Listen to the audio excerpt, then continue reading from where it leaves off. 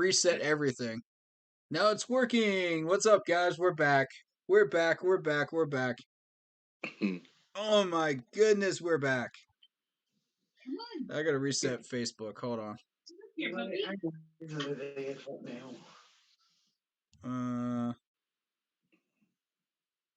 Get up here. Come on. See this.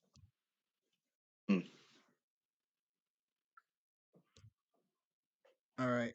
I'm just changing the name on Facebook of the stream because we've already partied it up with Joe Brady being gone. So,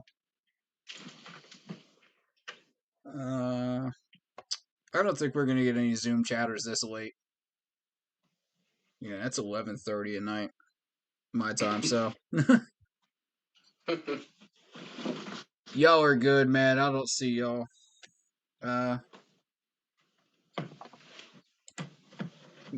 Interrupted there. There we go. All right. Let's get back into this. Celebration, right. Corey. Celebration. Right. Absolutely. Ice cream. You want some ice cream? Yes, please. What type? What's up, James Owen? How you doing, man? Welcome to the Facebook stream. We're celebrating the Joe Brady is gone. He's gone. Hey, Corey. All right, so. Ice cream. That being said. Oh, yeah. That looks yummy. The sprinkles, too. Oh, let me see. Oh, yes. I'll take a bow of that. Yes, please. That looks delicious. What's up, Joshua? How you doing, man? Welcome back. You want RC? I apologize to everybody on the stream. My internet died for about a minute. Paraphrasing a minute. Come on, get your booty up here. What? And of course, Zoom has like a time limit on it now. So okay, fantastic. What's up, Roy? How you doing, man? Appreciate you. All right, so we were talking about quarterbacks and ice cream. And ice cream, yes. I love me some birthday cake ice cream. Woo wee! Oh man, what? Have y'all ever tried Brewster's ice cream before? We got Brewster's in Greenville, and it's delicious, dude. Oh my god. Never tried that. Oh my god, yes. It's a little expensive, but god, yes, it's so good. I ain't never heard of that. Mm-hmm. Yeah, I'm doing well. What's up, Bregale? Hopefully I didn't butcher your name, but welcome on in. Carolina Panthers. That's right. All right, so quarterbacks, right? I don't think PJ is ready for a starting role. However, I think, second string is good. Are y'all opposed to bringing in Joe Webb?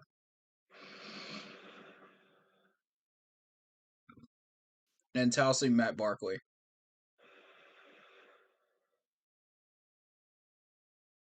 Because that's what I would do right now if I was Panthers management. I mean, it just makes all the sense in the world. You want a playoff run, that's what you do. Point blank. That shows me that you guys are serious about putting together a 53-man roster that is raring to go and ready to go after a playoff spot. You don't want to mess with somebody like Matt Barkley, who's got 11 touchdowns and 22 picks. It just makes no sense. So, now, if you would like to draft a third-string quarterback, you could do so. But honestly, those draft picks are better suited for offensive linemen, a linebacker, a safety, and maybe a defensive end. Only if they pay me an ice cream.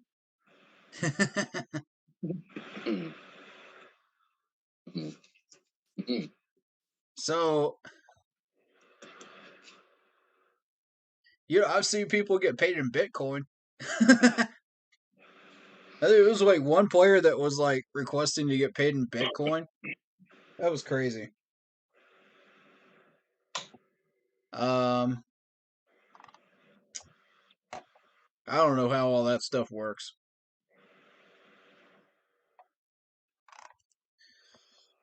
But yeah, I do see a path for us.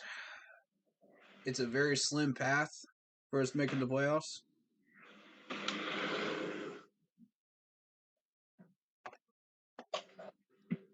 But it's there.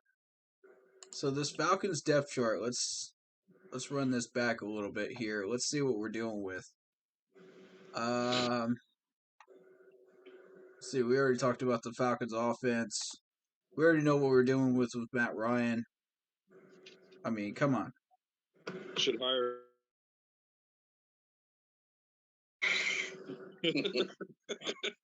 Say what? Should hire me for some ideas. Absolutely.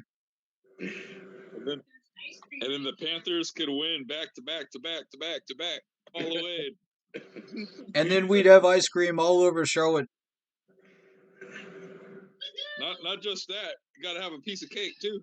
Absolutely. You can't just stop there. And have a brewski. Yes. Brewster's ice cream for everybody. There's no way I'd be able to afford that. Sorry. Oh. All right, so looking at this Falcons defense, you got Grady Jarrett. You got Dante Fowler Jr., who's dangerous. AJ Terrell is dangerous. And I warned y'all about him the last time we played these Falcons teams. Because I think, didn't he get a pick the last time we played him? He does have an interception listed. But it's against New England. Okay. But, I'm looking. Yeah, he had 3 solo tackles against us. He's a former Clemson guy, but man, I would not want to test him. 35 solo tackles over there, 1 forced fumble. Nah, dog. Don't test this dude.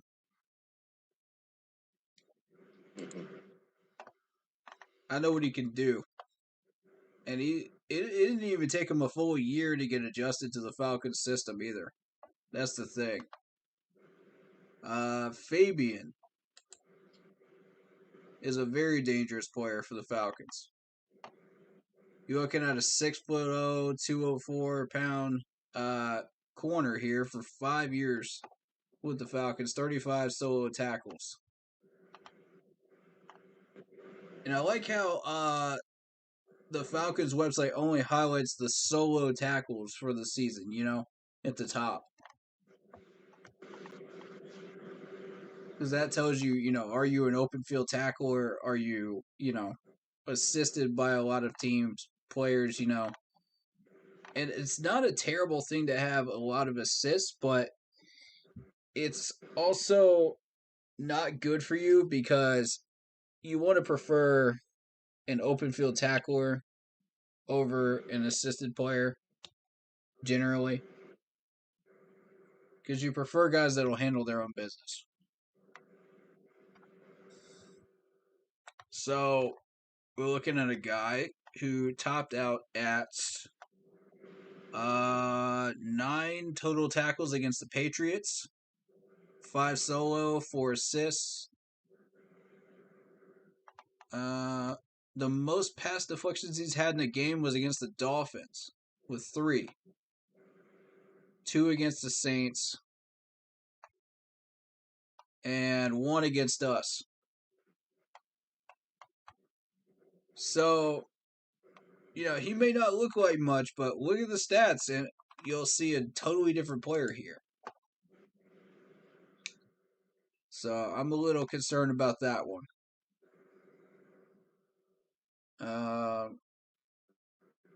We didn't exactly let these guys run circles around us on Falcons defense, but on the other hand, we didn't really do much on offense either the last time we played them. So hopefully, I'm hoping that this game will turn into a blowout because now we have Cam Newton. We don't have Joe Brady handicapping him anymore. And we've got Jeff Nixon running things as an offensive coordinator. Oh, So this should go a little bit differently this time around. Especially since the Falcons don't have their main wide receiver in. That is a complete game changer, by the way. So now they're going to be heavily reliant on Mike Davis. They're going to be heavily reliant on Matt Ryan to deliver the ball accurately to people, which he will. And here's the thing, man. People underrate Matt Ryan all the time. Look at his release time. Look at the accuracy of these passes. This is the most accurate passer in the NFL. I'm not joking. People are gonna say, "Well, it's Tom Brady, or it's Jared Goff, or it's Tannehill." No, it's Matt Ryan. Well, then how did they buy him? They can't buy him. Why not? What's up, Adam Potter? What's up, Earl? How you doing on Facebook here, man? If they buy him. But Corey, I'm telling you, what's up, man? My wife. Oh, Zoom chat died again. Sorry about that. I'm gonna have to do something about that. That's the best way to get visitors in here, though. So I apologize if it keeps dying out. So, but yeah, when you go back and you look at Matt Ryan, his quarterback rating is 89.5. Yes, he's had 11 picks, but he's also had 16 touchdowns. And he's about to cross the 3,000-yard mark. Don't pay attention to those picks. Pay attention to what he's done successfully, folks. That's where it's going to be key. I'm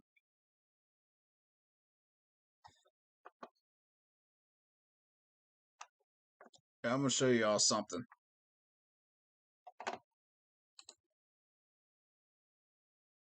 As soon as we get everybody back in here. Because I want y'all to see this. I want all y'all to see this. Everybody keeps throwing Matt Ryan under the bus. Y'all need to see this, man. LD, you need to see this too. Get back in here. Y'all need to hear this nonsense. Everybody's going to think, oh, he's kissing up to Matt Ryan. No, I'm not. I'm giving this man credit for what he's actually done. So, like, you hear me, Corey? Yeah. So, like, my wife said something funny. Oh, yeah? She said something about how come we cannot buy Matt Ryan.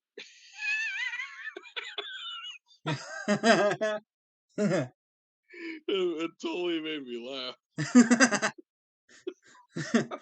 He's never been a free agent, has he? No. Not that I know of. I can't find a single year where this man has been a free agent. No, he's been a Falcon since he got drafted. The Falcons are just like, re-sign, re-sign, re-sign, re-sign. The only time you had to even question that was when the Falcons owner got pissed off and was walking down the sidelines. You know, Yeah. he trusts in Matt Ryan. He says, "Okay, we're gonna keep going with this Matt Ryan experiment. This dude is better than anybody that we've seen, accuracy wise out there. So we're gonna keep rolling with this experiment." I'm gonna wait till LD gets back in here, man, because I want to show him. I want to show you all these stats, man. This is nuts. Yeah. And again, don't pay any attention to the amount of interceptions, because yeah, he has some this year. Yeah. As accurate a passer as he is, he's gonna have some. But what I want to point out is the number of attempted passes and the yardage that this man has. Mm. Y'all are gonna see it. Now versus tough defenses like the Patriots, he's not gonna cross 200.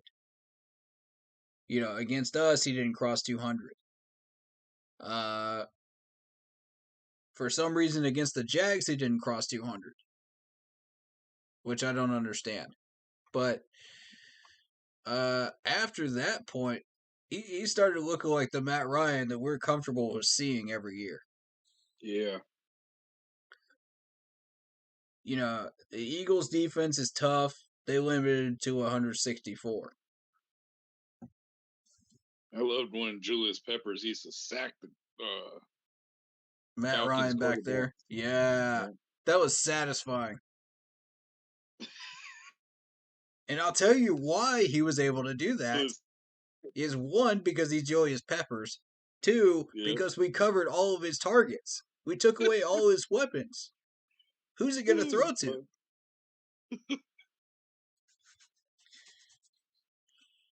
At the time when we had Peppers, okay, who do we have at corner during that time? Who do we have at linebacker? You got to think. Who do we have during that time period where they just completely shut these guys down? Yeah. And Matt Ryan had nobody to throw to. That's why you saw such low numbers and Peppers had so much success. Yep. Plus, that offensive line that the Falcons never seem to be able to fix either. I mean, it's worse than ours. Yeah. Somehow, Matt Ryan is still out there throwing darts. All our quarterbacks end up in a hospital stretcher, and Matt Ryan's still out there throwing darts, and I don't understand it. Must have some What is the difference? Strong radar or something. Are y'all using like super glue or something? How is this possible? I'm still trying to figure this one out. Oh, that's funny. 7 years later, I'm still trying to figure this one out. I don't get it. Super glue. Oh man. Are y'all using like Gorilla Glue to like keep this man in the pocket? Like, what's going on here? It's not the Gorilla Glue. It's the alien tape. You're right. That man was abducted by aliens. They put him back on the field after being anally probed. And somehow he never gets injured. He's like Ben Roethlisberger out there. I don't get it. Honest to God, don't get it. And he's sitting out here throwing like 342 yards, 336 yards. How? I'll tell you how. Release time. As soon as that man plants his back foot, and his front foot, zoom. I've never seen a quicker release in the NFL in my life than that man right there. Not even Tom Brady has a release that quick. And that's what he's made a living off of. Matt says, you know what? This team's never going to get a Super Bowl ring. Well, I'm just going to throw some freaking darts, and I'm going to I'm gonna put myself in the Hall of Fame. You know, never mind that. Never mind getting a ring. This team ain't worth a ring. This team is not worth a Lombardi or a ring. I'm just gonna make my living doing this, man. I'm happy in Atlanta. That's why you never see this man complain. He never wants out of Atlanta. He's just like, I'm still throwing the darts like to Julio Jones and Calvin Ridley. As long as y'all keep giving me wide receivers like that, I'm good, man. I don't need to go nowhere else. All right, so I don't know, to see Matt Ryan in a Panther uniform. yeah. What do you think, LD? LD, you still there, buddy? No, he went on a hunt for some ice cream. You gotta go milk the cow.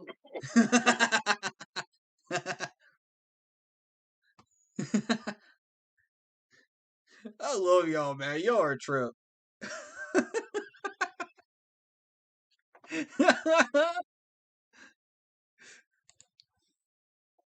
All right, so you got Matt Ryan to put up 297 against the Bucks last week. He got sacked 5 times. What's up, man? I think LD's mic's off. Yeah, it's off. Whatever. Yeah. There we go. I just asked him to unmute. Okay, what about now? What up, dude? Hey, man. Welcome back, man. I was going to tell you. I was thinking about the ice cream and lost track. Yeah, we were just wondering, did you go and get some? What type did you get? Rocky Road? Did you get some strawberry? I was gonna ask you, LD. Yeah. So, what would you think Matt Ryan in a Panther uniform? Hey, you know what? I'd say heck cool. yes. That'd be cool because yes, sir. I like him. Good quarterback. I wouldn't mind having him. I know, right? I'd definitely like to have him. Imagine this, with our terrible O-line, it's the same as the Falcons O-line, right? So, right. Imagine Matt Ryan throwing like 300 yards a game, to our wide receivers. We would actually put up points. Yeah, it really. Yeah. DJ Moore would be MVP of the year. And our defense would hold up because we've always had a defense-heavy team, That'd be the answer, man. That'd be wicked. It really would. That's why I wanted accurate passer in Carolina. I've been saying it for years. Is there a possibility that we could get Curtis Samuel back? I wish. Hey, I like that. All these players that we have let go of, only Cam Newton has returned. God, I hate he got rid of. I swear, dude. I know it. It hurts.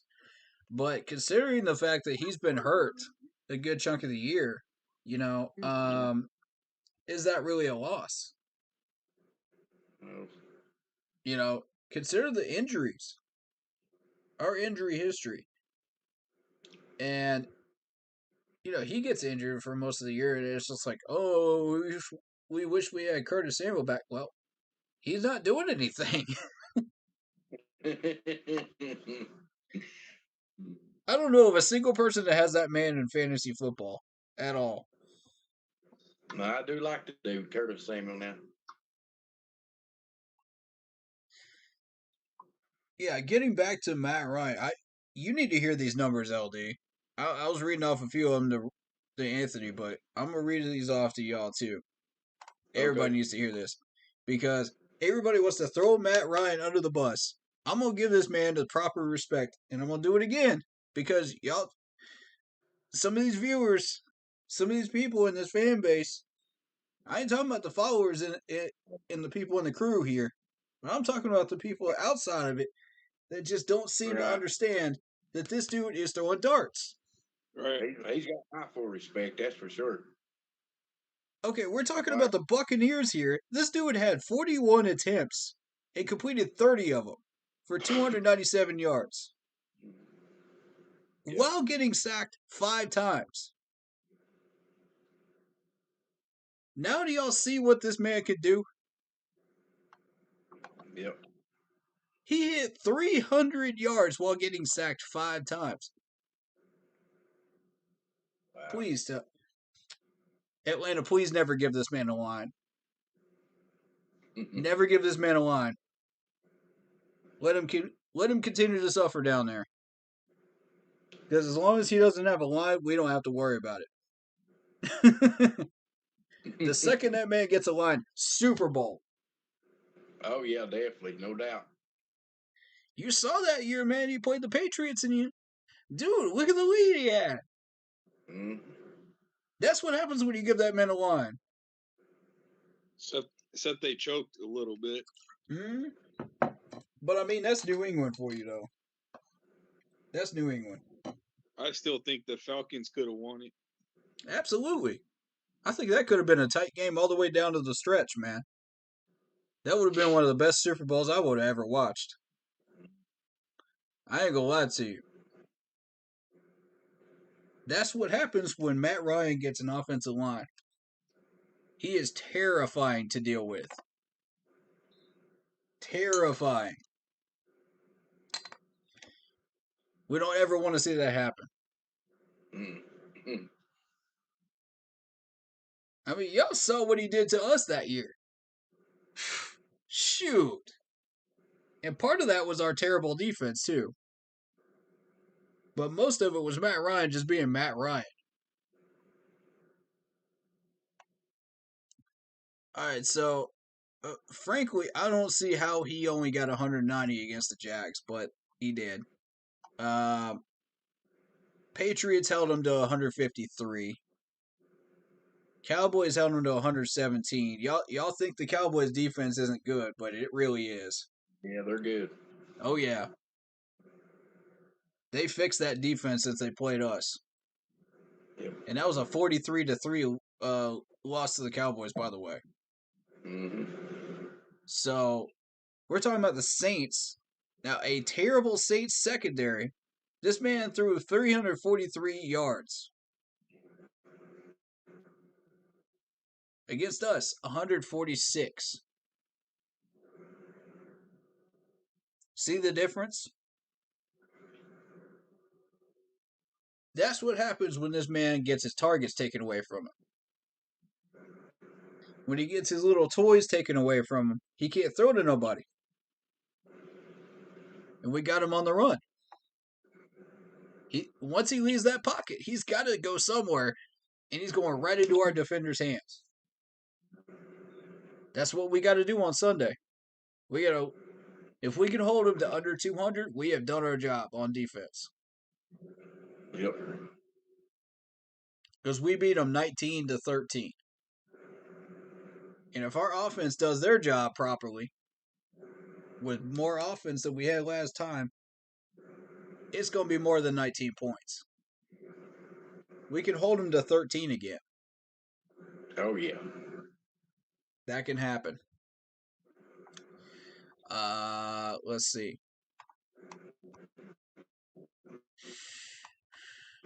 And here's the other number I want to point out is the sack column. He was sacked 5 times against the Bucs, 4 times against the Patriots, 3 times against us, 3 times against the Giants and the Eagles, 2 times against the Cowboys, which is proof that the Cowboys don't have much of a pass rush if they only got 2. Then 2 against the Saints, again, and 1 from that point on down.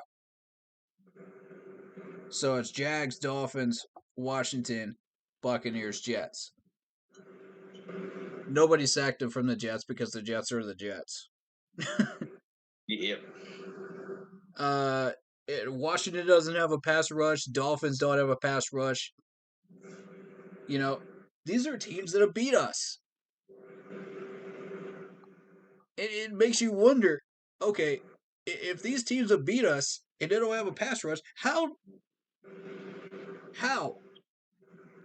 You know, our line is trash. Plain and simple, just like the Falcons is. Because our numbers look exactly the same. Mirror image. Alright, so I'm going to show y'all what our numbers look like against these guys. This is going to drive y'all nuts. That's going to drive y'all nuts. I'm already to that point, man.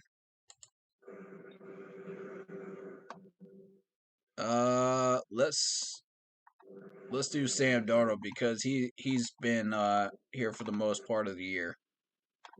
And then we'll get into Cam Newton. But he's seeing ghosts. Yeah, we'll get into Cam Newton first, actually. Cam Newton so far has 3 touchdowns, 2 picks, 289 yards, 74.9 rating. Not bad, right? Because he's eating too much Fig Newtons.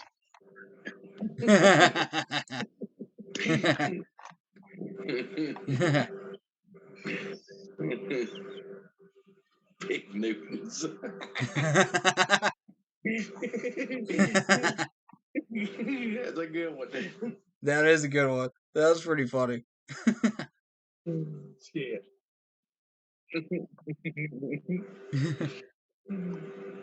I don't think it's gonna show it here. Let's see. Yeah, they're not showing the amount of sacks that he's gotten this year. If he's been sacked at all. I think he has. Pretty sure he has.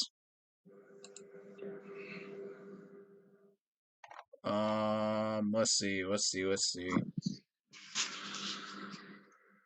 Oh, here's a good page to look at. Okay. Us versus opponents as a whole this year.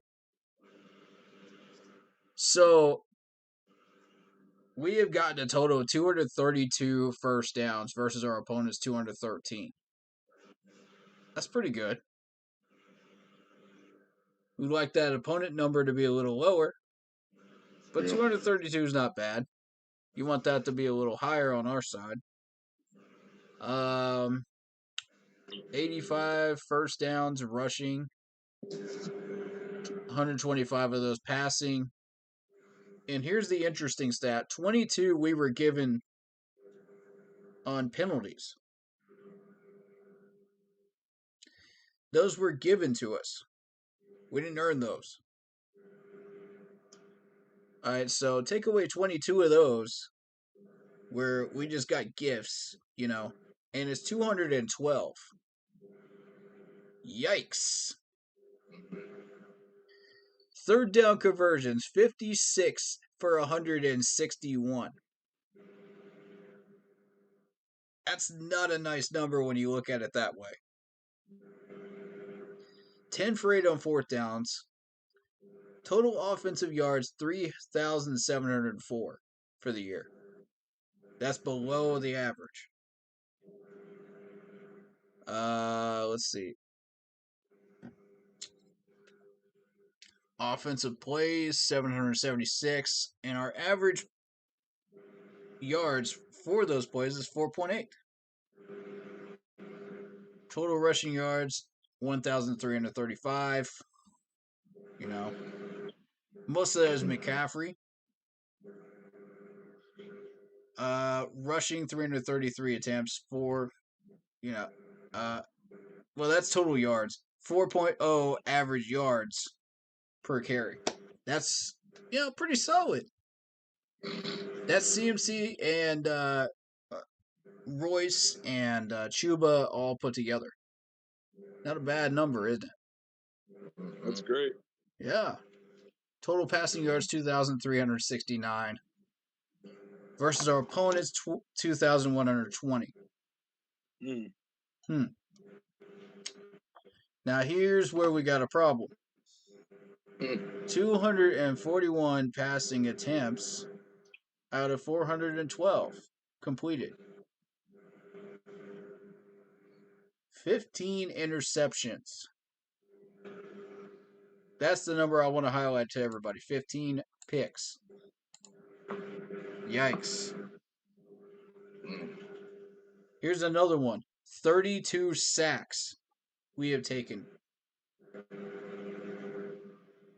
Ouch.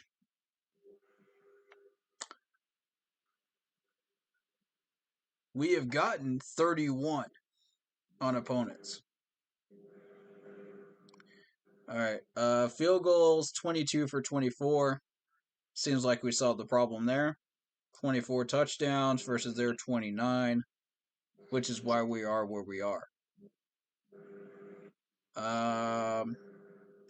Touchdowns, 13 rushing, 10 passing, and 1 defensive.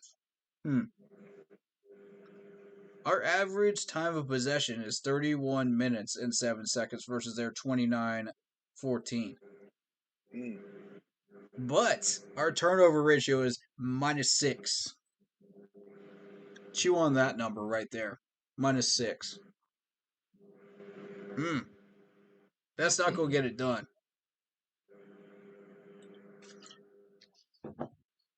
That's just not going to get it done.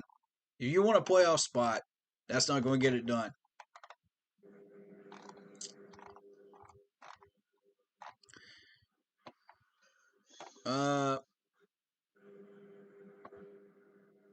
So the interesting thing here is first downs given up, by opponents, 79, in rushing, 111 in passing, and we've given them 23 penalty first downs. Lordy mercy. 23. We got to clean that up. That's not acceptable. The opponents have gotten 53 first downs out of 151. Wow. Yikes. The opponents have also gotten 8 out of 17 fourth down conversions.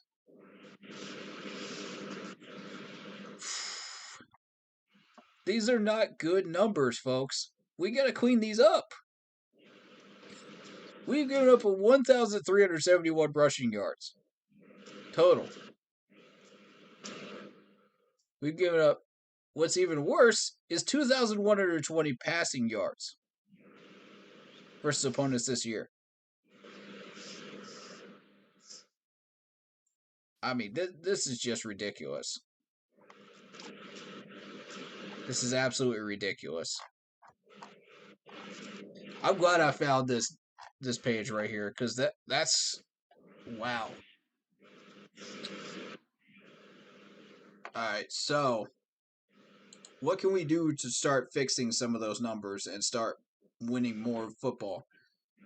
And the answer is pretty clear. We got to do the obvious things. Stop doing stupid things on offense to handicap ourselves, i.e. penalties.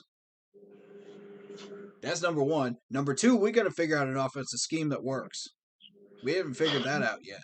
We need an offensive identity. Number three, stop overusing star players.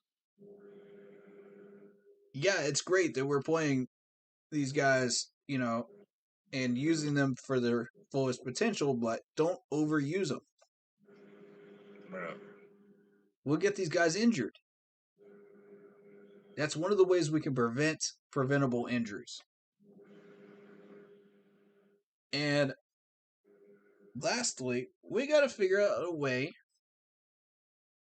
to make sure that we are putting points on the board in the third quarter. I mean, that's just been a horrible habit of ours. We just haven't been able to do that. I think we figure out all 4 of those things, we should be okay.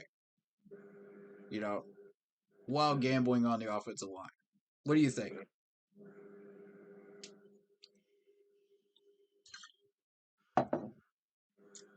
That's our keys to victory. What do you think? What are your keys to victory, guys? Anthony, I'll start with you.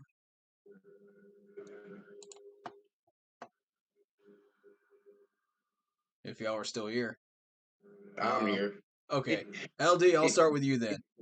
What are your keys to victory against the Falcons?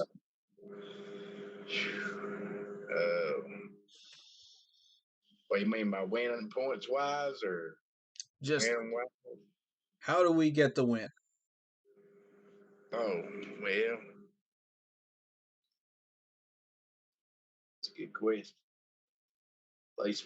Play some good D, and hopefully Nixon has the offense together. We can score high on them.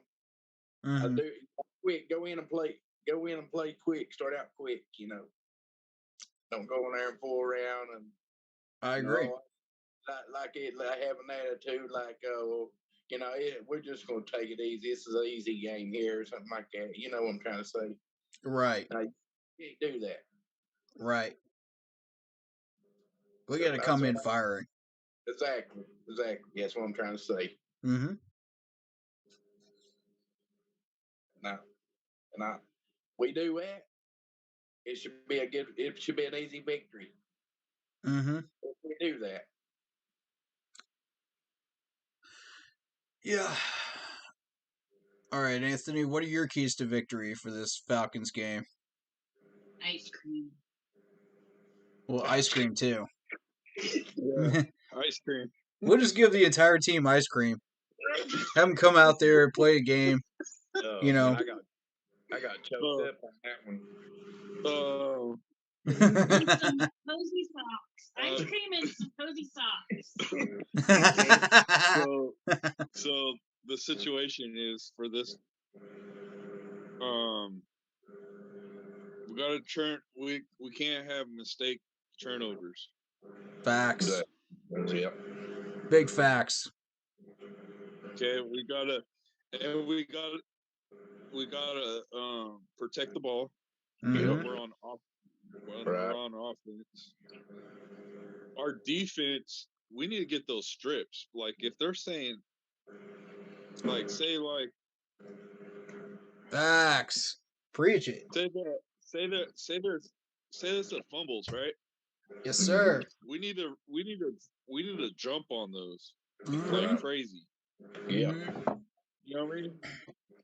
We've seen enough fumbles too.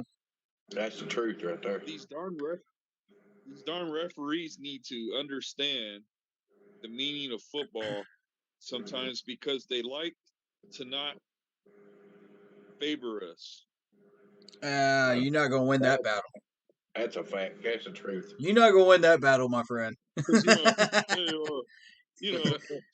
Keep dreaming.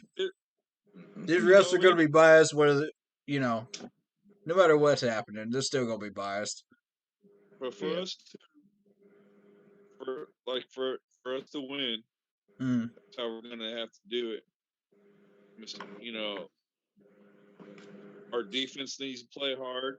Mm-hmm. Right. Offense, we need to get some touchdowns. Right. All right. Yeah, I was going to share this too. Zane, I like this kicker. I don't know how you guys feel about him, but I like him. I like him. This kicker is awesome, man. Like, yeah. Like I'm glad that Joey Sly's gone. This kicker, he can kick. I'm not glad that he actually made a game-winning kick against us too. Yeah. Ugh. Yeah, that right there, I was kind of frustrated with that. I'm like, wait a second, you didn't make that when you were with us. I want to make a point when it comes to the kickers, real quick.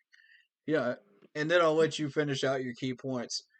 The kickers, if anyone has noticed, it's been the same exact problem with every kicker that we cut, where they hooked it left. They all hooked it left. Yes. And as soon as they left Carolina, magically that gets solved. Why is that? That's the magical question right there. Because Chuck E. That's Cheese the is right too question far to ask. Thank you, Anthony. That's the answer, because Chuck E. Cheese is too far away. My wife said Chuck E. Cheese is far away.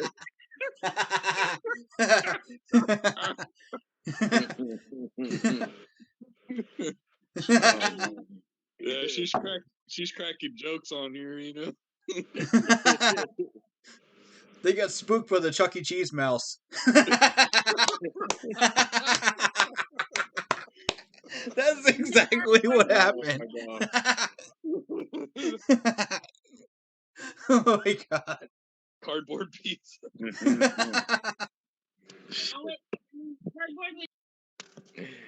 Yeah, that's exactly it, man. They ate some cardboard pizza before they came out for the games. After taking their kids to Chuck E. Cheese.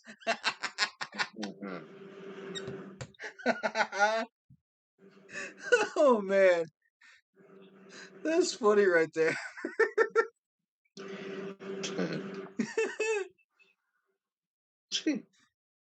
Oh my lord. No, I'm never gonna get that image out of my head. Thanks for that.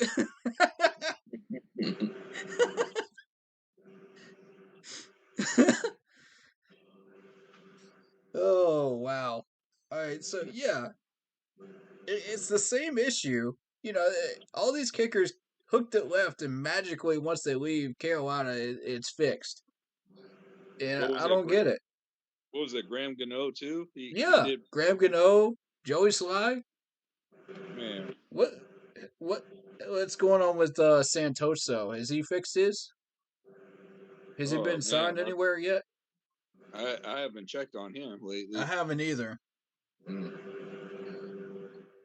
Yeah, I'm wondering about that too.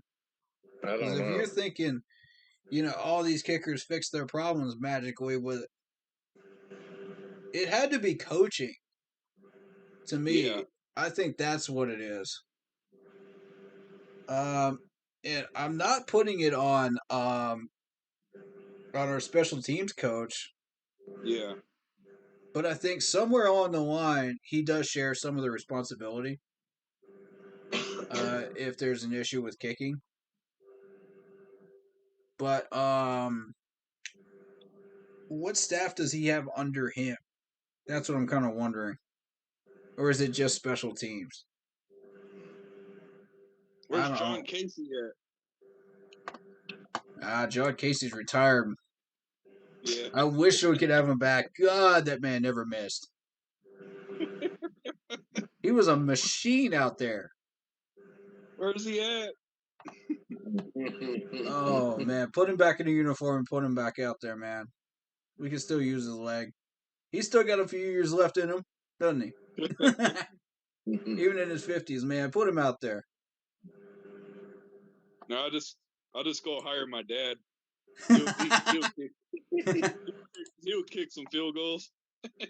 Man, can he kick like a 57-yarder or something like that? Because that's what you got to be able to kick in the NFL nowadays. I'm not joking, man. Every kicker can freaking do that now. I'm sitting there like, how? Wait, I know one. Sebastian Janikowski. Where is he? Oh my god. Vinatieri never missed. Oh yeah, Vinatieri. I freaking love Vinatieri, man. That dude was an automatic machine out there. Yeah, he was. Alrighty. Well, I don't know any other ideas, but I'm gonna call it quits on my side. Alrighty. You guys have a great You too, Andy. You have a good night, bud. Appreciate having you in here, man. And it's good seeing you, LD. Yep. Good seeing you too, buddy. Hope you have a good night. You too. God Good bless. Keep pounding, Anthony. Keep pounding. Let's get that win. Let's get the win. Mm-hmm. Yep. Later. Super Bowl, baby.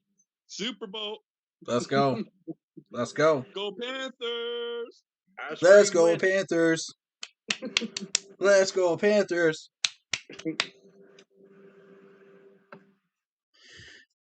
Man, I'm telling you what. The type of energy, man, when I went to the first game in 2015, it was against the Eagles. And I'm telling you, the energy after we won that game, it was just unreal.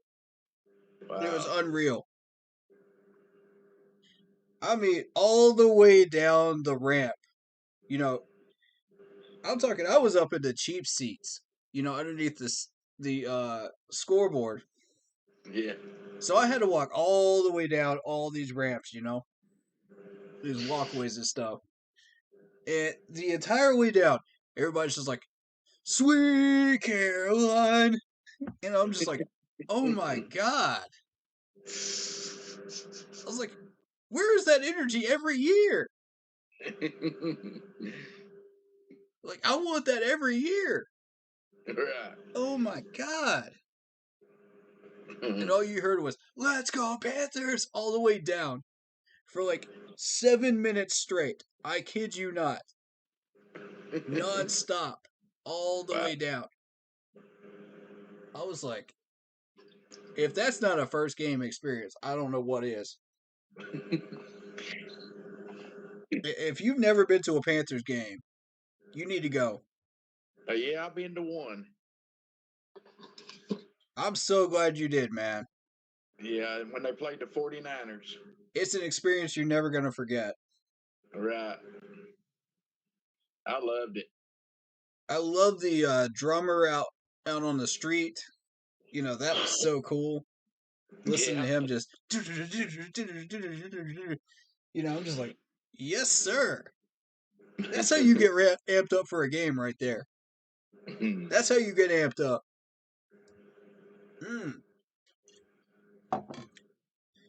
The energy is just, it's unreal. It's unlike anything that you're ever going to experience in college football. It's unlike anything you're going to experience high school ball.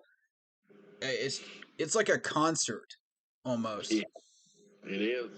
It really is. Especially when you're going 6-0. Mm-hmm. Woo! That was intense. I literally was so wired driving back. I didn't even need like energy drinks or anything driving back. I was just that wired with that much energy. Yeah. That's what that game did to me. And I'm talking, it's a 2-hour drive back. You know what I'm saying? I got energy enough to stay up another 3 hours. Once I got back home, I was just like, whoa. That's what I want to experience again. I want that again for us. I want that for all the new Panthers fans, that have never been to a game, Mm-hmm. I want them to experience this, with a win. So that they can know what it's like to be a fan of a winning team.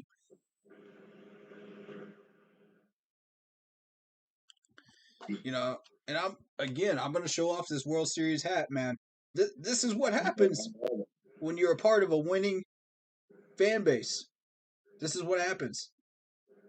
Yep. This right here.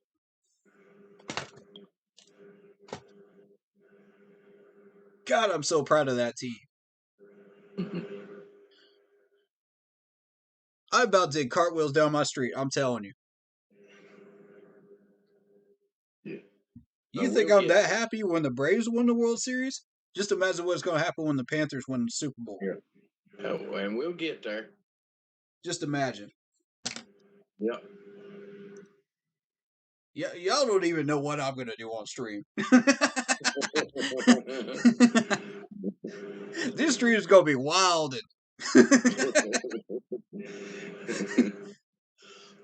We go have party hats. We go have the whole 9 yards. This might just turn into a party room. Strobe lights. Shoot. Y'all come up with the ideas, man. I'm telling you. It's going to be lit up in here. Oh, yeah. Oh, yes. Oh, yes. I'm still waiting on that World Series pennant to come through the mail. That's what I'm waiting on. I heard that. Clemson's got 2 national championships. Braves have a World Series now. Wow. You know, that's my teams right there. That's my teams. Panthers, it's your turn. Point blank, yeah. it is your turn. I can't wait till it is, until they get there. And I'm going to tell you that. I got that NFC Championship plaque. That is real. It's real. It's sitting in my office right now. It's real. We made that happen in 15. Yep. I want it. I want that again. Give me more. I can't get enough. Winning Panthers football. I can't. And I'll say this, man. Venables, congrats on your job in Oklahoma. You've earned it. You know, it's the end of a Clemson era right now, but you know what I mean? I still treasure every moment and every memory I had of that time. And I remember what it was like before Venables came along in Clemson. You know, I remember what it was like before Cam Newton came along in Carolina. Before we got that NFC Championship ring. You know, I respect every single one of those games, man.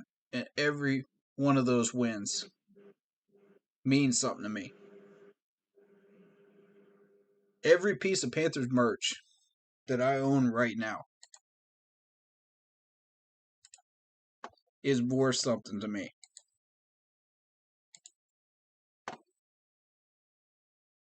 It's got a memory attached to it.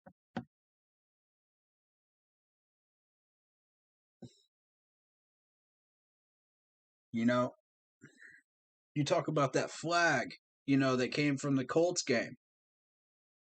There's a little hole in it. Y'all don't even know this story. I don't think I've told this story on stream before. I'm going to wait till my man LD comes back on here, man. Then I'm going to tell this story. I don't think he's heard this one yet. But every one of my Panthers merchandise has a story attached to it. This hat, which I am pretty much going to retire now, you know, most likely, represents this channel and what we've created here. You know, I am never tossing that hat at all, ever. I'm keeping that thing in a glass case because that represents what we have created here. This great community, everything about it, all the love that's shared here, all these great people that have met each other here. You know, it means something. It all means something to each one of us. You know, so when you're sitting here wondering, like, how, you know, how I got this hat, how I got that flag, how I got the helmet, you know, there's always something, man. It's beautiful. It really, really is. And matter of fact, I just got a new Panthers wallet. Check this out. Yes, sir. Every time I open this wallet, I'm reminded of how beautiful this YouTube community is that we have built together. This is a family. Don't y'all ever forget that. This is a family. I'm so very thankful for each one of you. I never got to say that to the fullest extent in front of Thanksgiving, but I'm going to say it now. Y'all are incredible people. And y'all have filled this stream and this channel up with pure love for this team and what we're trying to do. It's such a blessing. It really, really is. I wouldn't be here doing this on a Thursday if it weren't for y'all, man. So cheers to each and every one of y'all. Cheers. This was for you. Grab a drink, grab whatever you're drinking, man, and just cheers. Cheers to yourself. You made this channel great. You. No one else. You. Because y'all come up in here, man, and you just show love. Every time I stream. And that's what's up, man. God bless y'all, man. That's real. That's straight up real. Just keep pounding, man. This means something. This means something to all of us. Each and every one of us that comes in here. This team has given us a reason to fight whatever battles we're battling. It's more than just football, and that's what people don't understand. That aren't into this sport. With all due respect to them,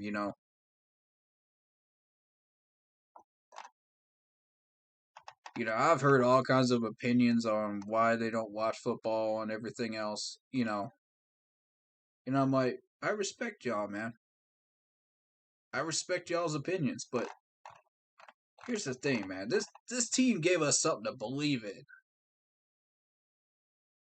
This is real. This is real to each and every one of us in our own unique way. This mantra affects us all in different ways. I'm so blessed, man. It really, really. I'm overwhelmed.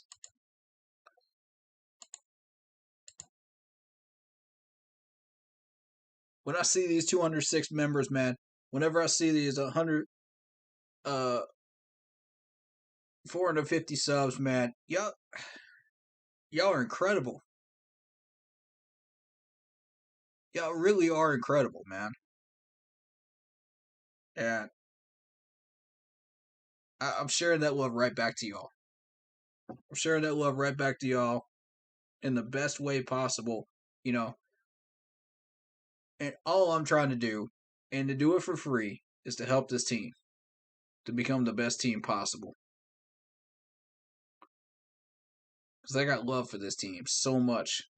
I'm willing to spend my Thursdays. I'm willing to spend my Sunday afternoons, nights and evenings, doing this for y'all. And I know y'all are going to stick around and hang out, man, because y'all truly believe in what I'm saying and truly believe in what I'm trying to do, man. And I don't know where else I'm going with this, but I just had to get emotional for a minute, man. It's been an emotional type of day. Today's got me feeling a certain type of way, man.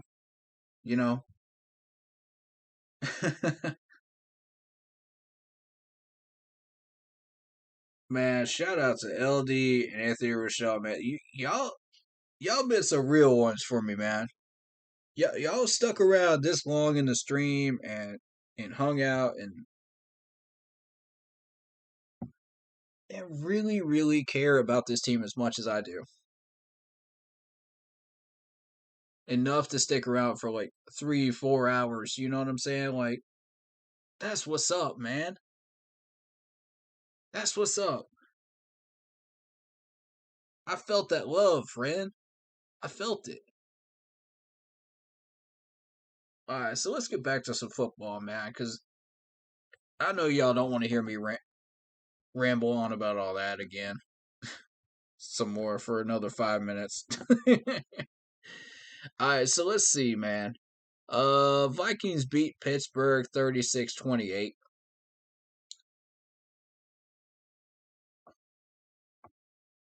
Yo, man.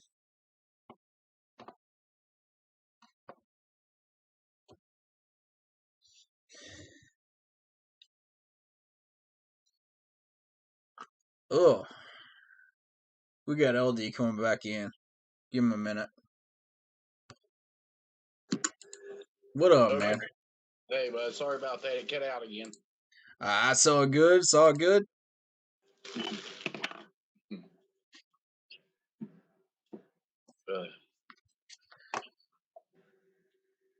All right, so the Vikings beat Pittsburgh 36-28. Oh, okay. Yep. Expected, really. 8-point win. Pittsburgh has been putting up to 28 points, in the past couple of weeks. They still are in rough shape, but they've been able to do that. But Minnesota, yeah, I can see 36 against that Pittsburgh defense, though. I can see it. Yeah, I haven't really watched any of these games, so I don't know. But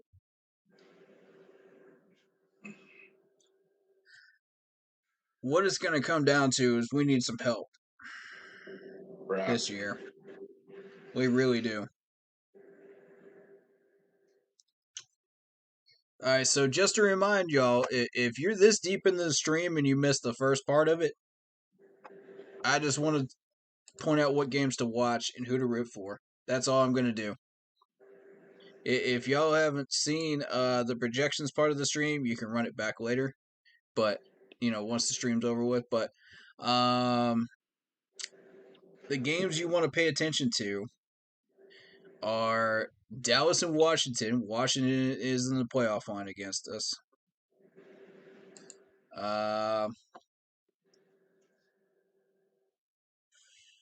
Buffalo and Tampa Bay is going to be the most important one for us. Yep. And the Rams in Arizona. Because should we be able to make it as far as we can make it, we may end up having to face one or both of these teams once we make the playoffs. If we do. Right. All right, so I kind of want to run a simulation. I want to run a simulation of should we make the playoffs, who we might end up playing. Should we be division winners, so if that should happen, what's it going to take for us to get there? I'm looking. It's the Buccaneers game, isn't it? Where we sweep the Bucs? Yep. Yep. All right. So let's say we make the playoffs at 4th seed at 9-8. Who are we playing? Wild card round is the Cardinals. As of right now. That's the projection. Now, let's say we win that game because they're not playing with a full deck of players. Green Bay wins their game because nobody wants to play in Lambeau during this time of year. Exactly. Nobody. Not even New England wants to play in that Lambeau field in this type of weather. So, We got the Bucks beating the Cowboys. I could see that happening. And let's see. The Bills beat the Colts. Chiefs have made a resurgence. So that's going to be an interesting AFC battle right there. Chiefs and Chargers. I don't know who's going to win that. Patriots beat the Ravens. So we move on to divisional round. You know, we have to play in Lambeau Field against Green Bay in divisional round. Yikes. That's terrifying. And if we somehow get past them, we got to deal with either the Bucks or the Rams.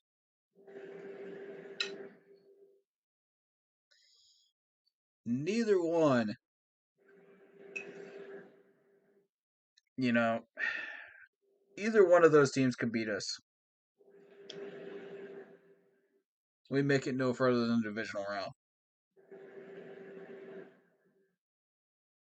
That's our ceiling.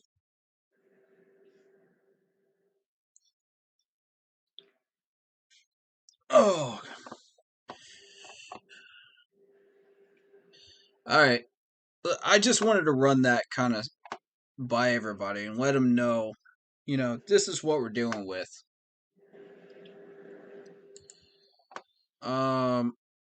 We could run a mock draft if you would like, or we could do press conferences. What would you like to do?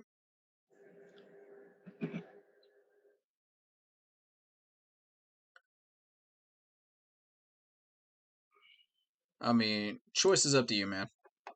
I don't know how late you're staying in here, man, but I can't stay real late because I gotta get up early. But I feel you. I don't know. What do you think? Mock draft? Mock drafts will be about an hour and a half. Okay. What? How long's the other one? Depends on how many of these press conferences we decide to watch. Oh, okay. And break down. Okay. YouTube. Let's do Carolina Panthers. Let's see what press conferences do we want to run through if we want to do this. Oh, I at least want to do the Cam Newton one. I want y'all to see this and hear this man's attitude. This is... Hold on. You're going to flip. All right. It was great. Family pictures. Yeah. Huh? You can't even hear this man talk. Correct. No. Trying to orchestrate 7 children, as you would imagine. Yeah. That indicated you also Orchestrate 7 children. What the world is this man mumbling about? Come on, man.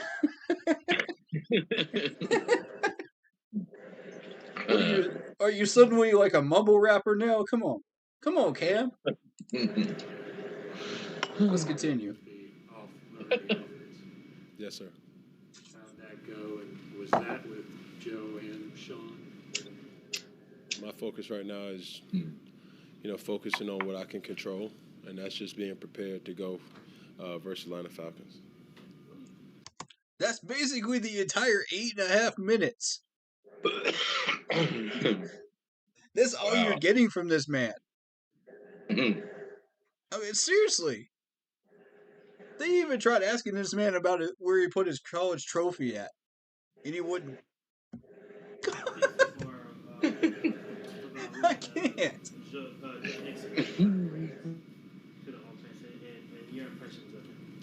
I mean, he has adequate a resume.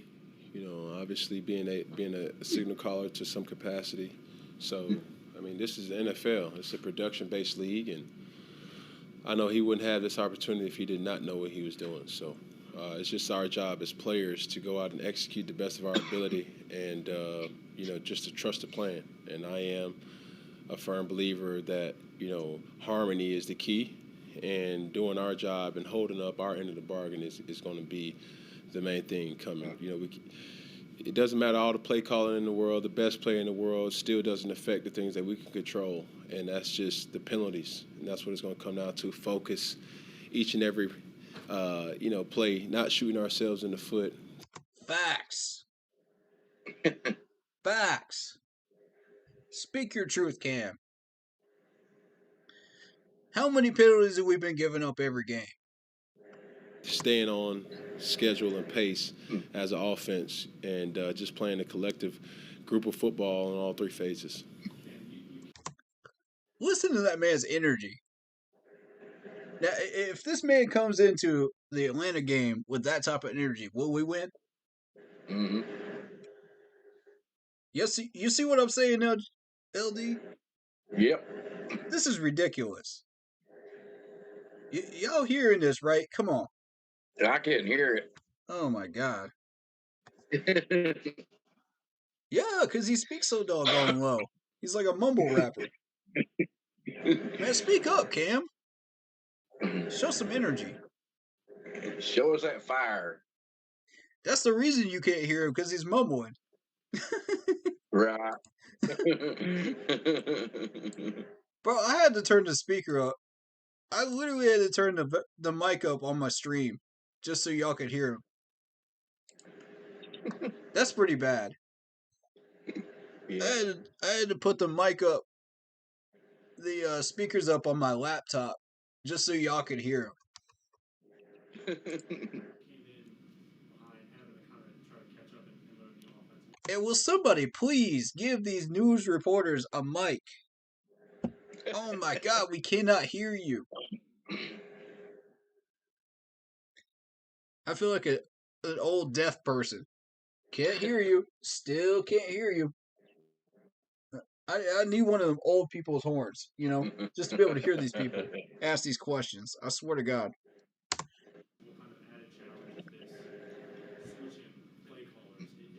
What? We can't hear you. Speak louder. I swear we need to give these people a bullhorn. It's the NFL. It's a production-based league. Get the job done, and everything will be good. Cam, you say focus on what you can control.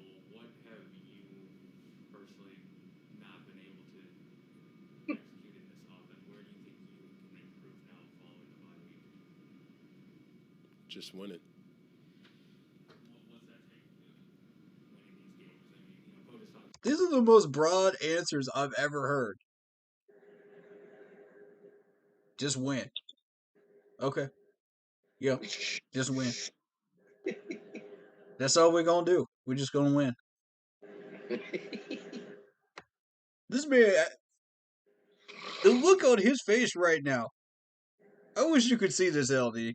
The look on this man's face looks like he just ate like a bunch of sour lemons. Like he just went into like a 5-star restaurant and got a hamburger from McDonald's. That's the type of look that you're seeing on this man's face through the entire press conference. Like he was that disappointed. Like, what made you that disappointed? You gonna come into this press conference acting like that?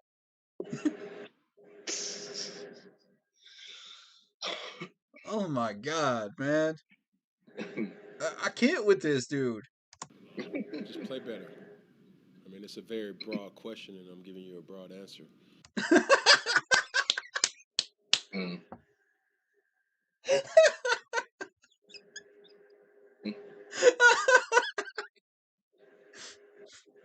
Bro, I've been waiting for somebody to stick it to the media like that. I've been waiting on that. I've been waiting on that so long. Suck it up, media. Soak that one in right there. You're not getting a more detailed answer than that. Just play better. Oh, that's beautiful. Protecting the football. No self-inflicted situations, getting in and out of the huddle as best as possible, so you can get all the indicators, and that's pretty much it. That's pretty much it. Yeah. Yep. Just win. That's all you're getting out of this man. Where is the energy? Where is the passion for the game? So that's from where I sit in my vantage point of the game, and I have full faith that the other 10 guys have to be out there to do the same thing. Oh my God, bro.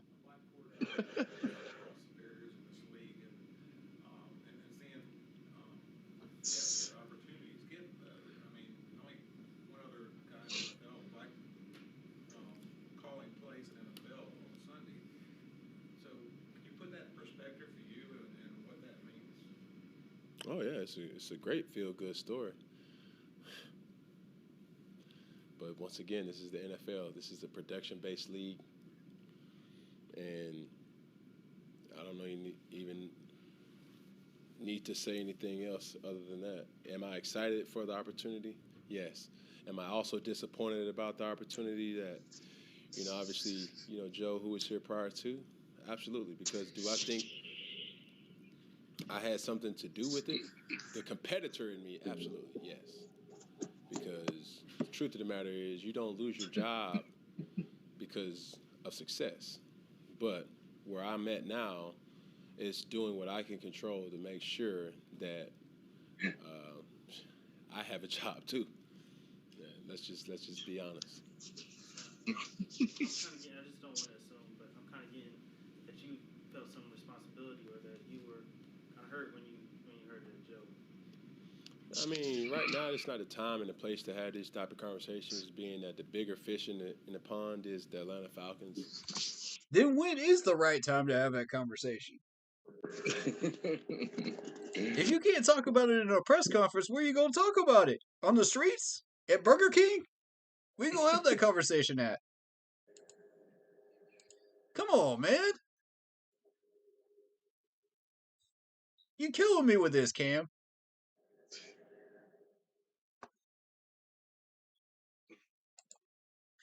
Let me take you back to the private office, and we're going to have this conversation, huh? We don't need to have that conversation in front of the media. Nah. I can't talk about schemes. I can't talk about nothing in front of the media, so I got to go back to the private offices. Let's get this new offensive coordinator with us too. Let's talk about some schemes. Now that I ate some sour lemons, I don't feel like answering that question. Next.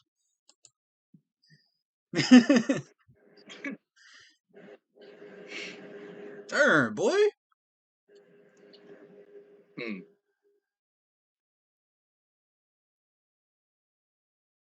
My focus right now is on the Atlanta Falcons. I mean, all these.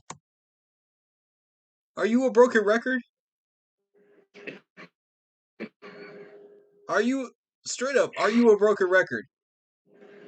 Are we just taking audio clips from this dude now? He just moving his lips like a puppet.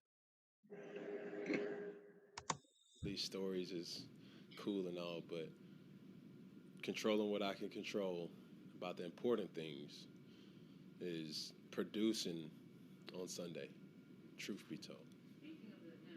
Truth be told. This seems to have been somewhat of a roller coaster. So you had the Arizona game, and then after that, your first start since 2019 against Washington. Then the Dolphins game, which was kind of rough, and then the bye. Do you feel like now heading into Atlanta, things have kind of leveled out, and you're able? Okay, so basically your question is, have you leveled out? Maybe to focus on more. I mean, there's no perfect scenario, in life, let alone this league. So I knew what I was getting into day one. We just have to put a better brand of football out there, offensively, personally, and the last time we had an opportunity to do that, I didn't per se do that, and I take responsibility in that. This man's been doing some deep thinking. You could tell he's been sitting in his room in complete silence, just doing some deep thinking. Just like, okay, I gotta come up with something for these people, man.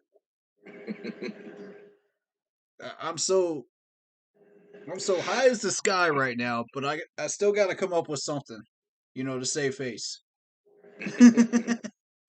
But you know, as This man someone is once told loaded, me, man. playing a divisional game, it counts for 2. So this is a He's not wrong. must win for us for more reasons than one. Facts. And this is not desperation football by no means. This Facts. is playing the game that we feel that we have to compete early.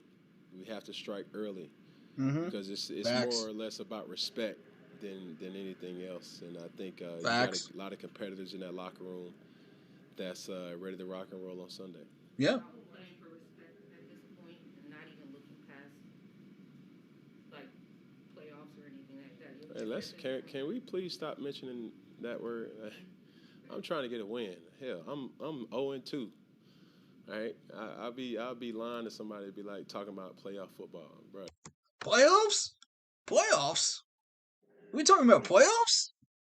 Playoffs? Heck, I'm just over here trying to get a win. We talking about playoffs. Jeez, some playoffs. Please stop using that word. We ain't even entertaining the word playoffs. That P word is not in my dictionary right now. Even though we're right in the middle of it. And no disrespect to your question. It's just like, yeah, we know what the grand scheme of things is, but the reality is like I'm 0-2. Like the feel good story of Cam coming back. Like, and I said this then, and I'm gonna say it now. This ain't no Cinderella. Like, I'm here to win football games, right? So facts. We ain't paying this $10 million. This man $10 million to show up in a Gucci suit. All the feel good stories about how we met and this, that, and the third. Like, bruh, who got cut? Who got released? Man, I'm here to win. Facts. Thank you, Cam Newton. First huge factual thing I've heard him say all video. Oh, but wait, he said it about 15 times. And when we win, everybody else gets promotions, and when you don't, a lot of people gonna get cut along the way. So that's just the harsh reality of the league that we play in. But I'm not telling you nothing that you don't know. I just want facts. The message of this to be, I'm focused all on Atlanta.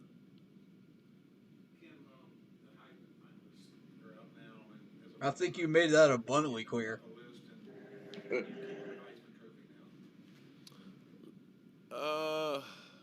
It's where it needs it to be.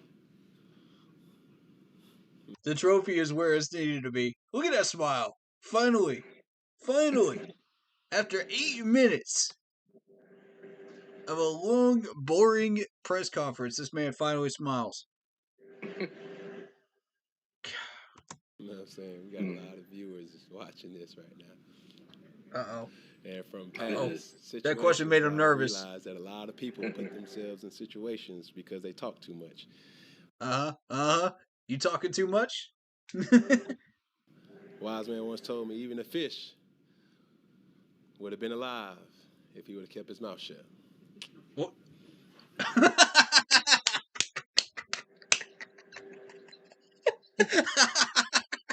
Can I run that line back? That was funny. Oh my god. I gotta run that line back, bro. That was just too funny. A fish would have been alive if he had just kept his mouth shut. What in the world are you babbling about, bro?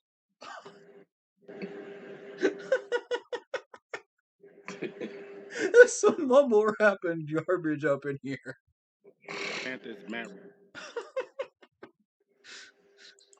Bro, Kim, you killing me with this, man. You killing me with this. Hold up. Falcons because they talk too much. Wise man once told me even a fish would have been alive if he would have kept his mouth shut. Wink. I can't. Bro, I can't. I can't with this dude. Bro, are you kidding me? What? Oh, that was entertaining right there.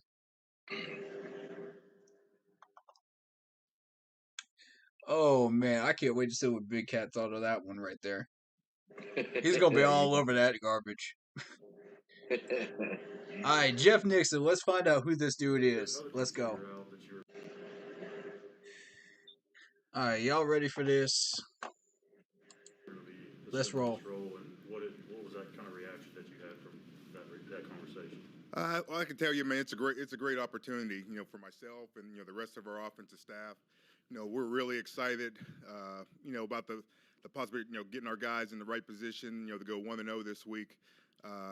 Coach Rule let me know, pretty much after having a conversation with Coach Brady, and I embraced my new role, and I'm excited about it. It's unfortunate, circumstances. It's a tough part of the business, but myself and along with the rest of our offensive staff, again, we're excited about working with our, the men on our football team, and trying to go 1-0 this week versus really good, Atlanta Falcons football team. I would ask Matt about the VH tapes we used to highlight tapes you used to make for me. What do you recall about that? Wait, what? I did. Hey, we go way back. So, we're both from State College, Pennsylvania, and we immediately this man said became VH best friends, tapes. once he moved to State College from New York. So, we spent a lot of time together. In high school, I was the running back, and he was the center, and we just immediately developed a long-lasting relationship. And Wait. This man was a running back and Matt Rule was the center? Whoa. They go way back. Okay. He made all my films, that I got a chance to send out to colleges, and I'm forever grateful for that.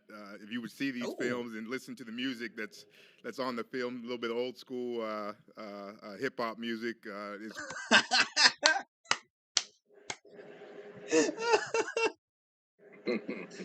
I'm enjoying this. Great. Sometimes I bring it out, and my kids listen to it, and they watch the film, and they laugh, and we have a good chuckle. But again, Coach Rule and I, we go way back, and like I said, I really appreciate being on his staff, at Baylor, and then now here with the Carolina Panthers. Do you still have the VHS, or has it been transferred to a more modern format? Man, really? Really?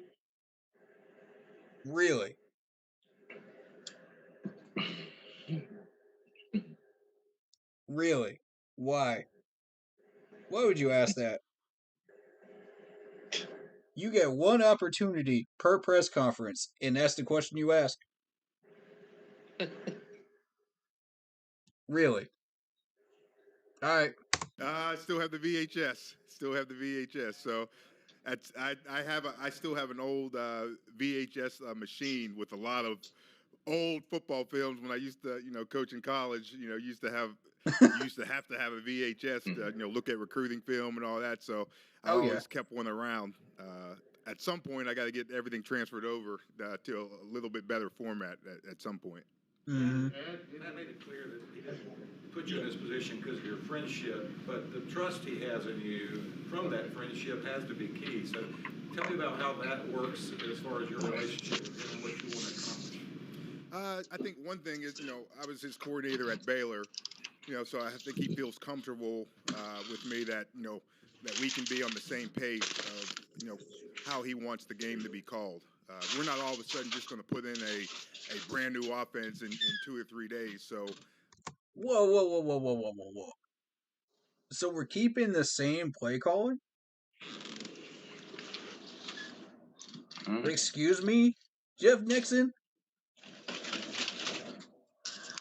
that's not what you want to hear. I think he just feel comfortable of my knowledge of our offensive system. Coach feel comfortable of how he knows, I'm going to call the game, For sure. and how he wants our offense to look on these next That's hopefully for sure. more Sundays of the season. Right. Does it add any pressure because you guys have such a close relationship versus working for just someone else? Not really. I expect a lot of myself. Very fortunate. Like I said, I can't state enough. Like the guys on our offensive staff. This is not, as I told our players, this is not like all of a sudden just Jeff Nixon's offense. This is the Carolina Panthers offense, and we have such a great offensive coaching staff. He's got a point.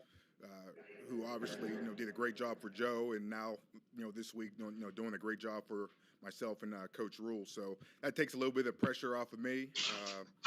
I expect a lot of myself, and like I said, we're really pushing the guys this week.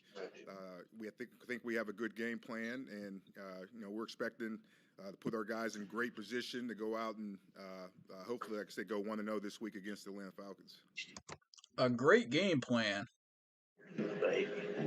Okay. Okay, great game plan. Let's see it. Yeah. If you're running Joe's playbook plays, that's not a great game plan. Sorry to disappoint you, Jeff, but it's not. You need to develop your own playbook, get creative here, and let's move the chains forward. You know what I'm saying? Like, progress. Yeah. Don't stay stagnant with Joe Brady's playbook and say, well, this will work, this will work, this will work, We'll run with this for a couple of days, We had a bye week. Change up the playbook.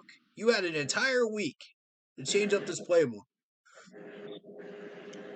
How'd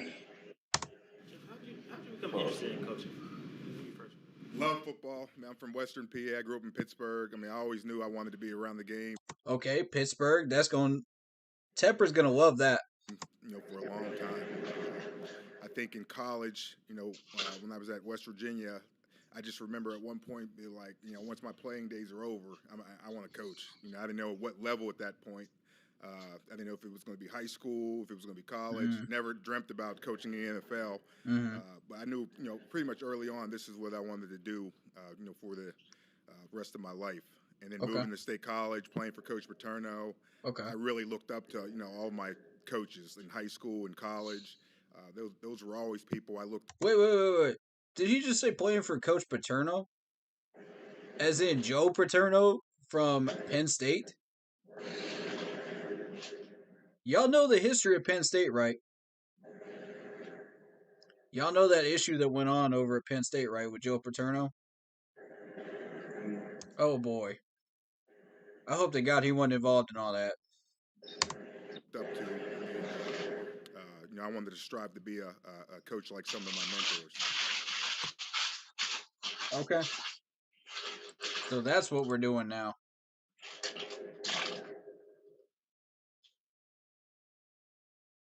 I hope to God I don't look this up and I find out he was part of that staff when Joe Paterno was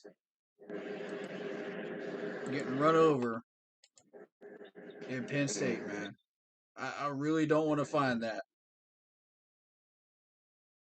I hope not, buddy. You better be on his earlier staff, I'll tell you that much. Because if you were on his last 3 years of Joe Paterno's staff, you're going to go through some heck. You're going to get some bad questions. I'm going to tell you that right now.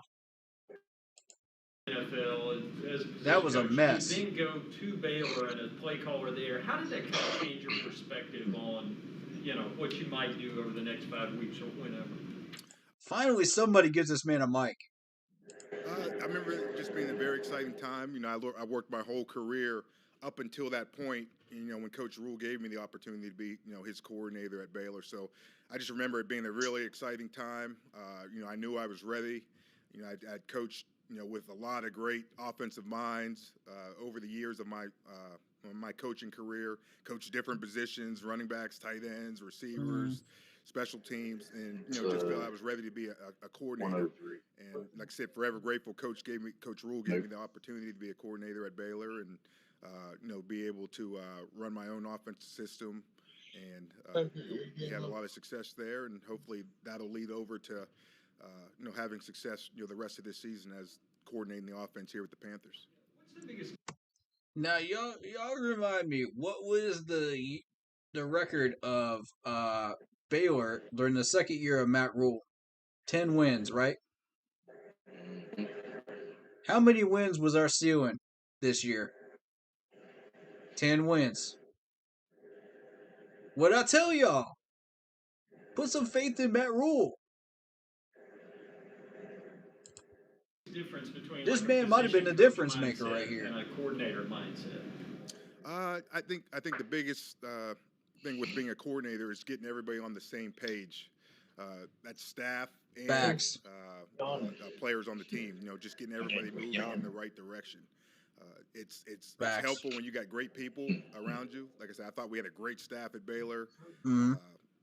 We all worked well together, and we were all on the same page. And I think that's the same thing with our staff here. I mean, like I said, we work well together. Mm-hmm. Every coach on our offensive staff, Frisman Jackson, Brian Angelico, Pat Meyer, all of our offensive coaches, they know what Coach Rule expects and how he wants our guys to play on Sunday. And we're trying to put them in the best position to go out and have success. How will this offense look different than it was the first 12 games? I don't know if it'll look much different. I mean, we have a lot of offense in our system. I think at this point, like I said, we're just kind of building on what we've done well this season, and trying to correct the things we haven't done so well. That's the right answer. That's the answer we were looking for, Jeff Nixon. Thank you. Finally. It's impossible to put in a whole new offensive system in 2 to 3 days. So we had a lot of offense in, pretty much, the last year and a half under Coach Brady. For me, football is football. I mean, you see a lot of the same concepts every week in the NFL. And like I said, we're just trying to improve on some of the things we didn't do well, while adding maybe some of the things that, we've practiced in the past but got away from. I'm assuming that everybody. Huh. Okay. All right. So, you're building off of what we did already, which is good. How much of the things that we didn't do well are you going to take away?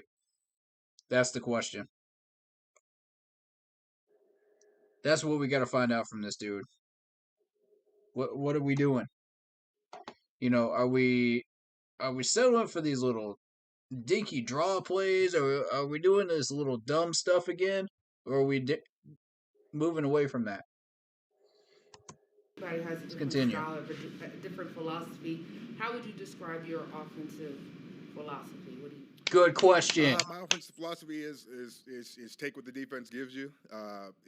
That's the answer I'm looking for. Ding ding. Let's go, Jeff. Let's go, Jeff. That's how you ace your first interview right there. It's to attack the defense in both the run and the pass game. Yes, sir. We want to put our guys in a position where we can create explosive plays. Yes, sir. Explosive plays, baby. That's the type of talk I want to listen to right there from my offensive coordinator. Plays in both the run and the pass game, and not do too much, so our guys can go out and they can play fast. I think that's a critical element of it. I think sometimes as a offensive coordinator, you can do too much, and then the guys are thinking too much, and they can't go out and play fast. He's learning. He's learning from what Joe did not do correctly. Joe made these guys do too much. He made them overthink. It was overly complicated. And Jeff's just like, nah, we're not doing it anymore. I'm proud of you, Jeff. Let's go, man. That's why I said, we're trying to just enhance some of the things that we have been doing, throughout the last year and a half. Yes, sir. And, just trying to bring those to light and, have a great game plan. The guys are in position to to know their assignments, know what to do. Yep. So we can go out there and play fast and physical and go out and attack our opponents. One of the things Matt mentioned a couple times is halftime adjustments, kind of third quarter production. David Newton asking the tough questions right now. I love this. Let's go, David. What do you think's been holding you guys back in that regard this year and maybe last year? And what do you think you can kind of bring to the table with a fresh set of eyes today? Ooh. Yeah, well, that's a fire question right there.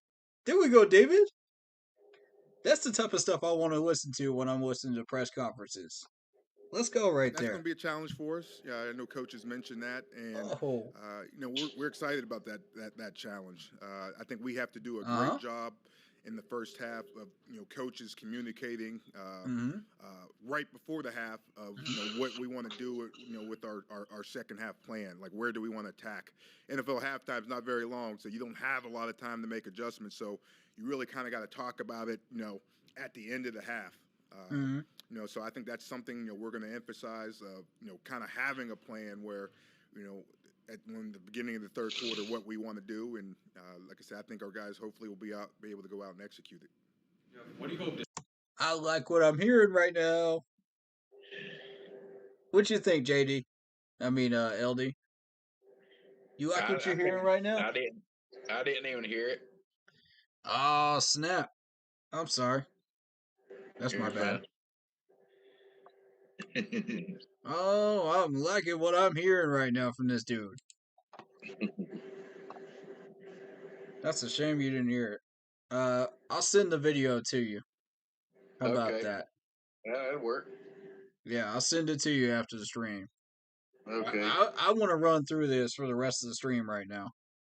This is what we want to hear right here. This man's got a plan of attack going into halftime. We're going to discuss it. We're going to come in and we're going to make these adjustments, and then we're going to come out and attack. That's beautiful. That's beautiful right there. This man's talking a good game right now, but can you walk the walk? I sure hope so. You as a play caller and offensive coordinator in this league. The thing that distinguishes me, well, this will be my first time calling plays in the NFL. What the question here is, what distinguishes you as an offensive coordinator from the rest? All right, let's see what he's got. But like I said, I think I'm a fundamental guy. Like I said, I don't want to do too many new things. I try to keep it where, again, the players can go out, they can play fast, they can play tough, they know their assignments, and they can go out and play solid football, while attacking the defense, trying to create, explosive plays in both the run and the pass game. Max. All right, so yeah, he's being humble right now. He's just saying, I'm just gonna do the basic stuff, just put everybody in a position to win, do what's necessary, and put them in the best position for them to be able to attack the defense. Simple. Again, we're not trying to do, trying to reinvent the wheel or anything like that, but we're not trying to reinvent the wheel. Exactly, man. And that's exactly what Joe was trying to do. If you looked at that coloring book playbook of his, that's exactly what he was trying to do all year long. About 3/4 of the plays that he threw out there were already in the NFL playbooks. Yeah. In the basic training manuals. We have enough offense under our current system where, again, we're going to be able to maybe add a new wrinkle or two, some plays that we haven't run, for a while, and then be able to clean up some of the things we've had trouble with. Are you approaching this? Clean up some of the stuff you've been having trouble with. I like that. I like the sound of that. Are you approaching this as if you're auditioning for the offensive coordinator job in the future? Dumb question. Are you approaching this as if you are auditioning for the offensive coordinator position in the future? Dumb question. That's exactly what he's doing. Derp? I'm not really looking at the future, to be honest with you. I'm taking it one day at a time. I'm doing the same thing we ask our players to do, try to get 1% better every single day. I know this week. Good answer. He's doing the same thing as the players, trying to get a 1% better every day. I like that answer. I like that. Week, I'm coordinating the offense, so all my focus has just been on every single day trying to do whatever I can to help the men in our organization go 1-0 this week. I really haven't thought, too much about the future. So I'm just trying to be laser focused on helping our players get better, laser focused on, the Atlanta Falcons. Sidelines this season so far, right? Yes. You gonna be upstairs Sunday? Still trying to decide that. Leaning towards it, but we're still trying to decide that as a staff. Different in terms of your vision of the game and the way it changes your perspective and maybe thoughts on calling plays? I've done both. I've, in the past, I've called plays on the field, sometimes in the box. So that's why I'm saying we're still, trying to work through that. The big thing is you got to, if you're on the field, you got to be able to communicate with someone up in the box at times to, to have a wider view focus of what's going on the field. I think we have guys that can do that on our staff who I feel competent in, where they can tell me like kind of what's going on the field in between possessions, during possession, during timeouts, where it wouldn't be an issue if I had to, call the game on the field. Calling the game up, like I said, you can see a little bit more. You can kind of get away, from some of the madness of the sideline. You can imagine in an NFL game, there's a lot going on the sideline. So again, we're working through that, and we'll probably end up making a decision in that obviously pretty quickly. At the same time, I know you're not looking too much into the future, but there aren't many black play callers in the NFL, and now.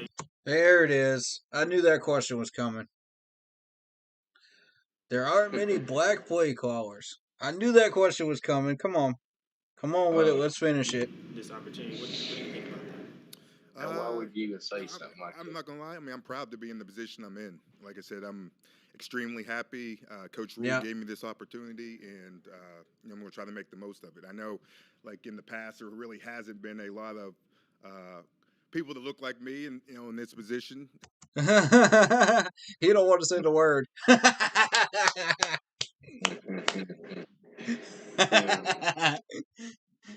He's just like, nope.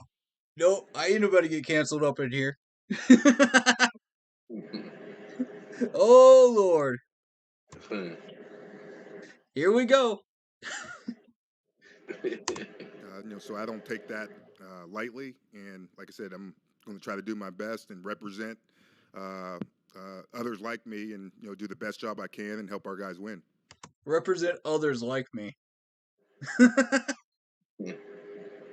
Okay. All right. I'm with it, man. I'm with it. Hey. I don't care if you're black, white, Asian, Chinese, Japanese. I don't care what descent you are. As long as you can offensive coordinate my team and win, that's what matters to me. That's exactly right. Point blank. I don't care about the history of it. I don't care about what people did before. I care about right now. What can you do for me right now? You have to have someone take over running backs with you doing the play calling this week. No. I've been hard at it coaching the running backs as well. Lonzo Escalante, my assistant, who's been with me all year, does a great job of assisting me, and he's obviously taken a little bit bigger role. My assistant has done a great job assisting me. In helping me, but I have all the confidence in him. Sorry, I had to. Done where I got, that was just funny. Maybe work with a different position at times. During the week, he does a great job of assisting me with the running backs. Yeah, man. Corey. Yeah, man. What's up? I don't mean to interrupt you. Yeah. I guess I'm gonna get off here, man. I gotta get up at 5. Yeah, we're gonna get this stream. Yeah. Finished here up here in a few minutes. So You good, man? All righty. It's been a pleasure having you on. And we'll see you on Sunday, buddy. If I didn't have to get up early, I'd stick with you, brother. I hear you, man. All right. I'll see you Sunday, brother. See you Sunday. See you Sunday. Thanks, man, for having me. Absolutely. Keep pounding. Thanks, man. Keep pounding to you. Mm-hmm. It's a family up in here, y'all. It's a family. See you, man. Peace, bro. Peace, brother. All right. I think it went up. I think it is. Nah, you still on, bro? Still on. Oh, I'm sorry. Yeah, it's still on there. You good? Sorry about that. Tech issues. You know how it is, folks. Yeah. Sorry. Oh, you good? You good? Trying to figure this out. Bill.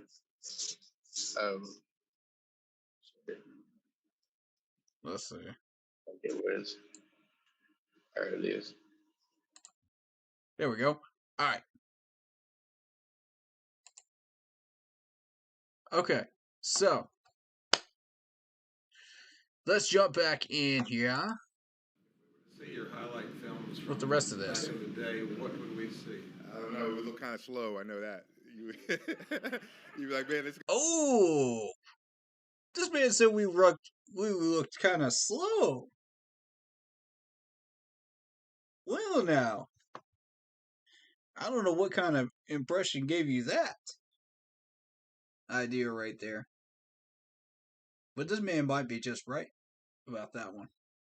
He might just be right. This guy was a Division I scholarship player.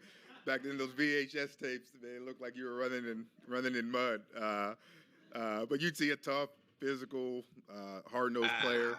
I know for sure we ran all over Williamsport, Pennsylvania, a couple times. You know, during my career. But like I said, I mean, I was, a good player. I'm not going to say great, but I did make some plays, and like I said, you'd see a tough, hard, physical player.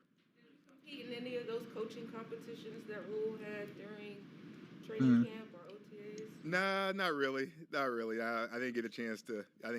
Do that. So, we play a little staff basketball. We try to every once in a while. I'll join that, and we have a lot of fun doing that as a staff. Pete Rock and CL Smooth on the. That's fun. That was it. Yes, you could just fast forward it and look fast. That's right. No doubt. I'm sorry? I love the energy this man is bringing. He really does seem like he's enjoying his chance here, and his opportunity. And you can feel that he really wants to be here. He was a good player. He's more athletic than you think. You look at him, you're like, well, this guy, he was especially in basketball. Now he's from New York, so he was actually a pretty good basketball player, a good athlete. At Penn State, he played a couple different positions and better athlete than you think. Kind of a particular challenge this week. In addition to all you're having to do, you've got some injuries and some COVID stuff up front. It is what it is. It's next man up. The NFL. It is. We're coaching the guys who are going to play this week.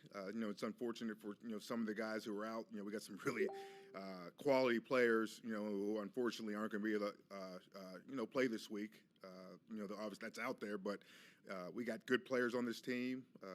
It's next man up mentality, and again, I think we're trying to put our guys in the best position to win this football game here with the guys we have. And like I said, we have confidence that, again, we're putting them in the right position.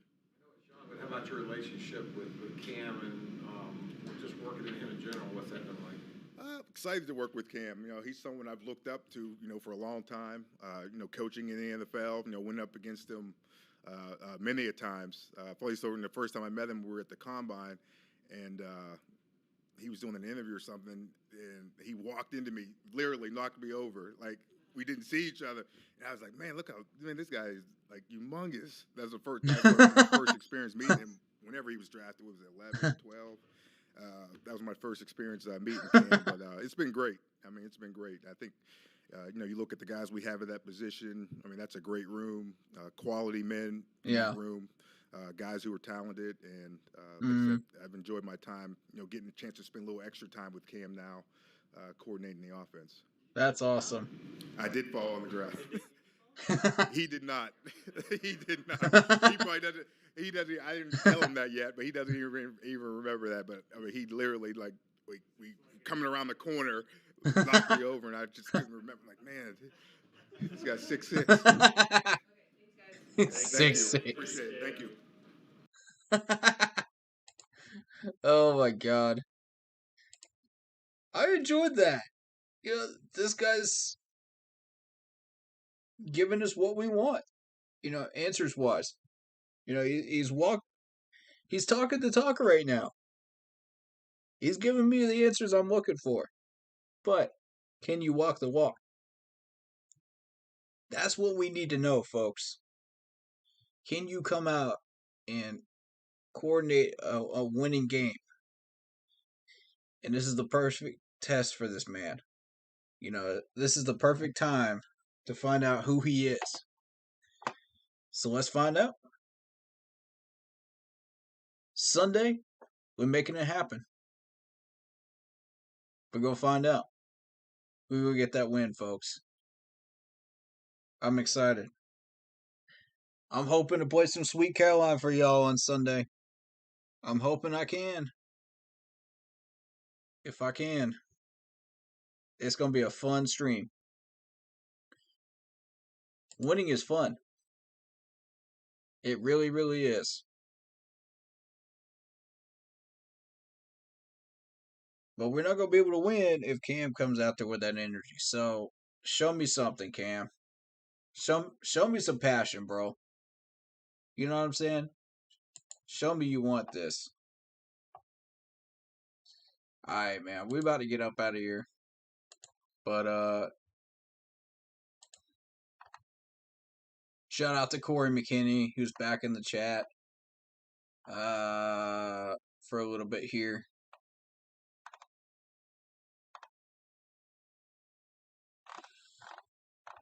Shout out to everybody that has been through my streams on both sides, Facebook and YouTube right now. Appreciate all y'all. Whether you were in chat or not, I appreciate y'all, and I hope to see y'all on Sunday. And I hope the stream finds you happy, healthy, and well. As always, you know what we gotta do. We gotta keep pounding, baby. Because that's what we do. That's who we are.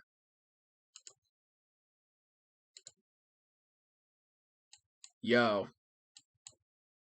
Thank you so much for joining me for the stream, and I'll see y'all next time.